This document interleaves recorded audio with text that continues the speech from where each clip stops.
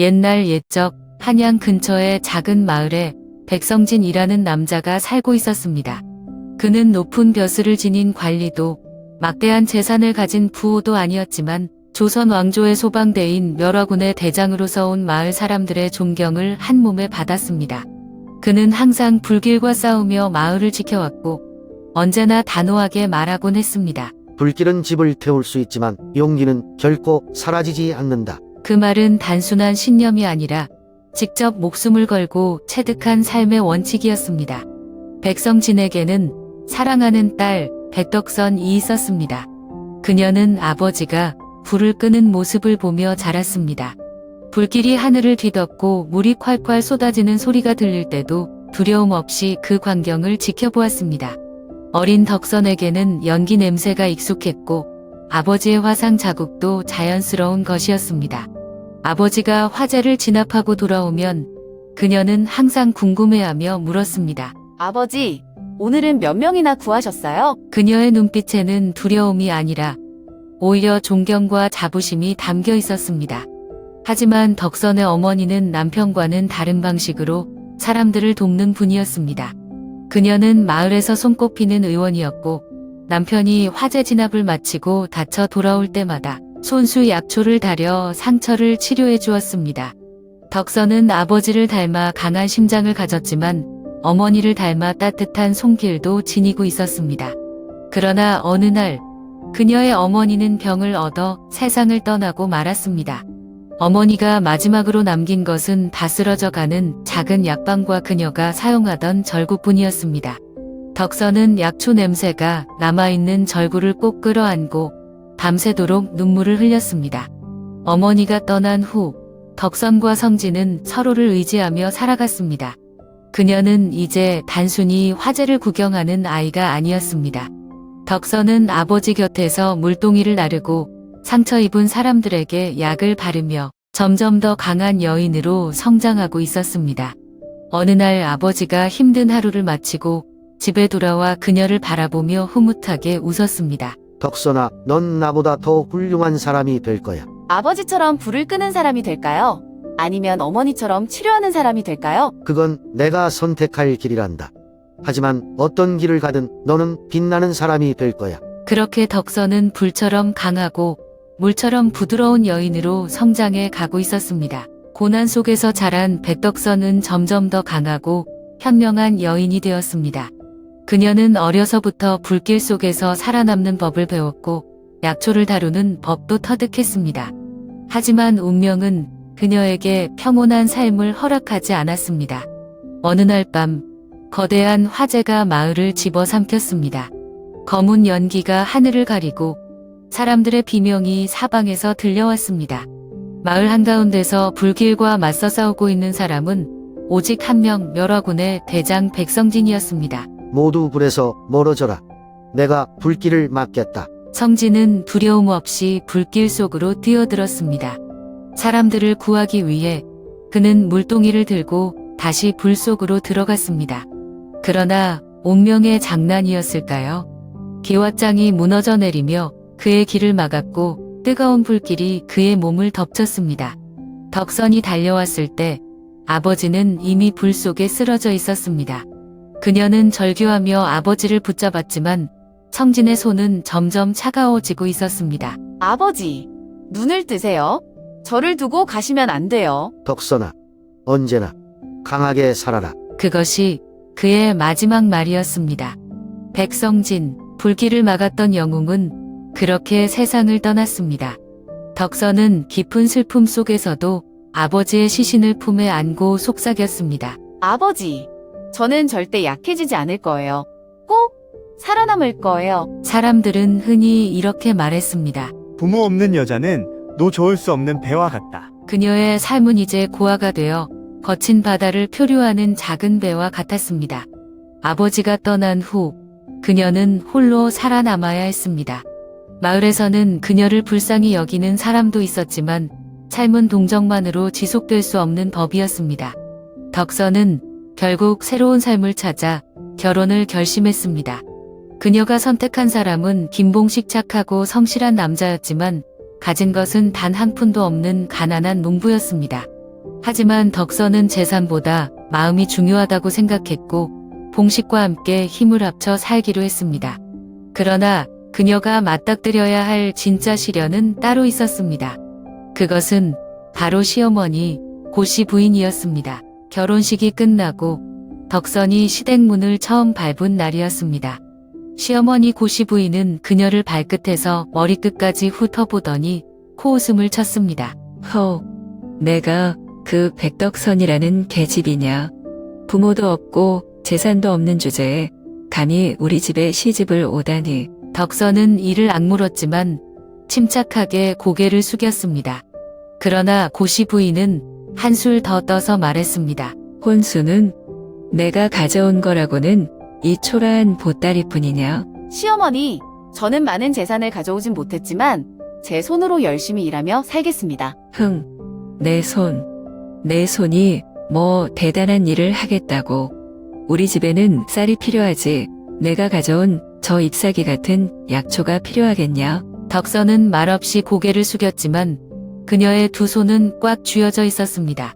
그날 이후 덕선은 단 하루도 편히 쉴 수 없었습니다. 시어머니는 날마다 그녀를 부려먹었고 조금이라도 실수하면 잔소리를 퍼부었습니다.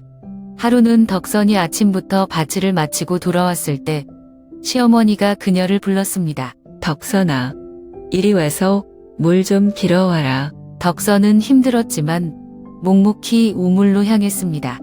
그런데 시어머니가 금이 가고 구멍이 뚫린 낡은 대나무 바구니를 던져 주었습니다. 이 바구니로 물을 길어와라.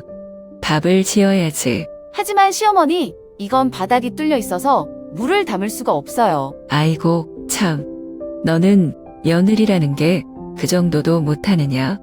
얼른 가서 물 안 채워 오고 뭐하느냐. 덕선은 깊은 한숨을 쉬고 우물가로 걸어갔습니다. 그녀는 바구니를 물속에 담갔다가 들어 올렸습니다.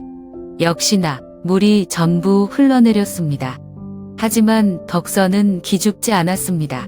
그녀는 바구니를 몇 번이고 다시 담갔다가 결국 빈손으로 돌아왔습니다. 시어머니, 물을 잔뜩 길어왔는데 바구니가 너무 허술해서 다 새어버렸어요. 이 맹랑한 계집이 내가 언제 물을 세게 하라고 했느냐. 하지만 덕선은 시어머니의 눈을 똑바로 바라보며 침착하게 말했습니다. 시어머니, 만약 물을 정말로 원하셨다면 제게 단단한 항아리를 주셨겠지요. 구멍난 바구니로는 결코 물을 담을 수 없습니다. 고씨 부인은 순간 말문이 막혀버렸습니다.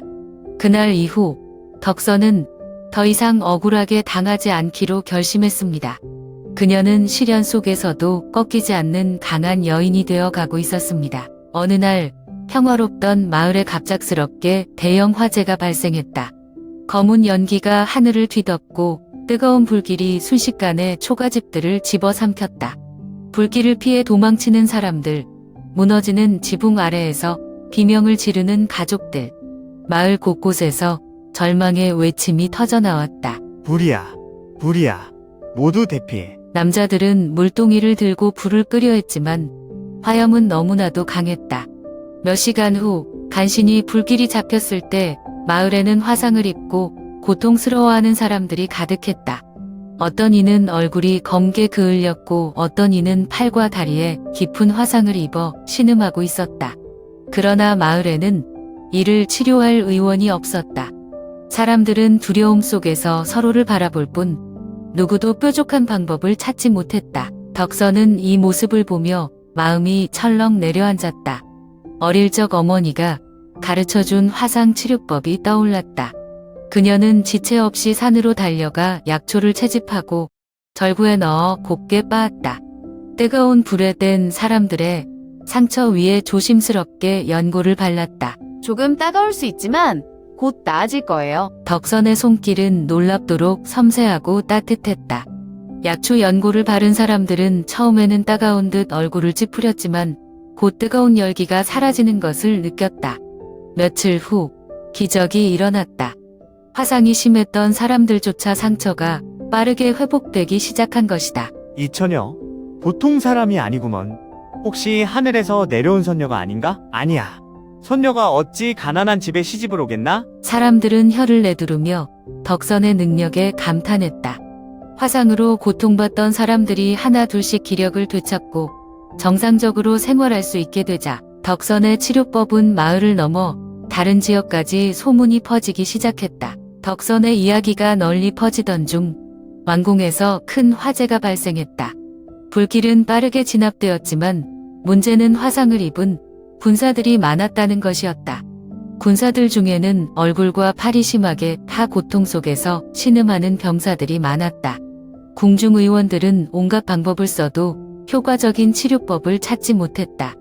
그때 한 신하가 황급히 나서서 말했다. 전하, 백덕선이라는 여인이 화상 치료에 능하다고 합니다. 그녀를 불러야 합니다. 왕은 즉시 덕선을 궁으로 데려오도록 명했다. 덕선이 궁으로 도착했을 때 병사들은 신음하며 누워 있었다. 그녀는 곧바로 환자들의 상처를 살펴보았다. 일부 병사들은 열에 의해 살같이 벗겨진 채 피고름이 흐르고 있었고, 일부는 통증 때문에 제대로 움직이지도 못하고 있었다. 궁중 의원들이 치료를 시도했지만 효과적인 방법을 찾지 못해 왕은 크게 걱정하고 있었다. 덕선은 환자들의 상태를 유심히 살핀 뒤 가볍게 한숨을 내쉬었다. 이건 마치 아기에게 밥 먹이는 것처럼 쉬운 일이에요. 그녀는 침착하게 약초를 다듬고 연고를 만들어 하나하나 정성스럽게 상처에 발랐다. 병사들은 처음엔 그녀를 의심했지만 며칠이 지나자 놀라운 변화가 일어났다. 붉고 부어오른 상처가 빠르게 아물고 고통 속에서 신음하던 병사들이 하나둘씩 자리에서 일어나기 시작했다. 백덕선 여인, 정말 감사합니다. 우리가 다시 싸울 수 있도록 도와주셨습니다. 병사들은 감격하며 덕선에게 머리를 숙였다. 그녀의 치료법은 궁궐에서도 놀라운 기적으로 받아들여졌다. 궁궐에서 덕선의 화상 치료 소문을 들은 왕은 즉시 그녀를 불러들이도록 명했다. 그리하여 하루아침에 시골 며느리였던 백덕선은 왕이 거하는 궁으로 들어가게 되었다. 크고 화려한 궁궐 앞에 서게 되었지만 덕선의 얼굴에는 조금의 두려움도 없었다. 왕좌 앞에 도착한 덕선은 허리를 숙여 공손하게 인사했다. 궁중 대신들이 그녀를 궁금한 듯 바라보았고 왕은 천천히 입을 열었다. 내가 바로 화상을 기적처럼 치료했다는 백덕선이냐? 폐하, 신은 단지 평범한 여인일 뿐이옵니다. 그러나 폐하께서 제 힘이 백성들에게 도움이 된다고 여기신다면 기꺼이 세상을 위해 힘쓰겠습니다. 그녀의 담담한 태도에 왕은 흥미를 느낀 듯 크게 웃으며 말했다. 하하하. 과연 소문대로 겁이 없구나. 그대 같은 사람이 조정에 필요하네. 그리하여 왕은 그녀에게 왕실의 화상 치료를 담당하는 어의 자리를 하사했다. 이제 덕선은 단순한 마을 여인이 아니라 왕실에서 인정받는 어이가 된 것이다. 덕선이 왕실에서 신임을 얻자 그녀의 남편 김봉식도 작은 벼슬을 받게 되었다. 마을 사람들은 이 소식을 듣고 깜짝 놀라 웅성거리기 시작했다. 아니, 백덕선이 왕실의 의원이 되었다고? 그럼 김봉식도 이제 벼슬아치가 된 거야. 이야, 세상 참 변하는구먼. 그리고 이 소식은 곧 덕선의 시어머니 고씨 부인의 귀에도 들어갔다. 그 순간 그녀는 식사를 하다가 들고 있던 밥그릇을 떨어뜨릴 뻔했다. 백덕선이 이제 왕실 의원이라고?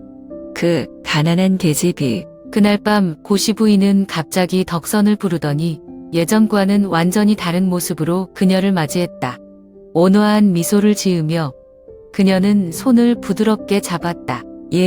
내가 곰곰이 생각해보니 사실 나는 처음부터 너를 딸처럼 생각했단다. 예전처럼 날카로운 목소리는 어디에도 없었다. 고씨 부인은 이제까지의 못된 행동을 모두 잊은 듯 차가운 어투로 말을 건넸다. 우리 덕선이가 이렇게 훌륭한 사람이 될 줄이야. 이제 우리 집도 흥하게 되었구나. 덕선은 시어머니의 갑작스러운 변화에 속으로 피식 웃었지만 태연하게 대답했다. 그래요. 어머님, 그러면 제가 어머님께 보약한 첩을 지어드릴까요? 순간 고씨 부인의 얼굴이 굳어졌다. 그녀는 황급히 손을 내저으며 말했다. 아니. 나는 아주 건강하단다. 약 같은 건 필요 없어. 그녀의 목소리에는 분명한 당황스러움이 묻어 있었다. 덕선은 가볍게 웃으며 고개를 끄덕였다. 그럼 다행이네요. 어머님께서 건강하시다니 정말 기쁜 일이에요. 궁궐에서 왕실 어이가 된 후에도 덕선은 변하지 않았다. 비단 옷을 입고 화려한 대궐 안에서 생활하게 되었지만 그녀의 마음은 언제나 마을의 가난한 사람들을 향해 있었다.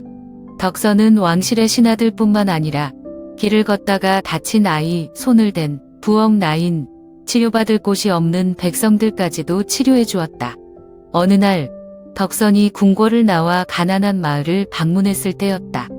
한 노파가 아픈 손녀를 안고 그녀에게 절을 하며 울먹였다. 아가씨, 아니, 이제는 어애님이시죠? 제 손녀가 몇 날 며칠을 앓고 있습니다. 제발 도와주십시오. 덕선은 노파의 손을 잡고 따뜻한 미소를 지었다. 할머니, 걱정 마세요.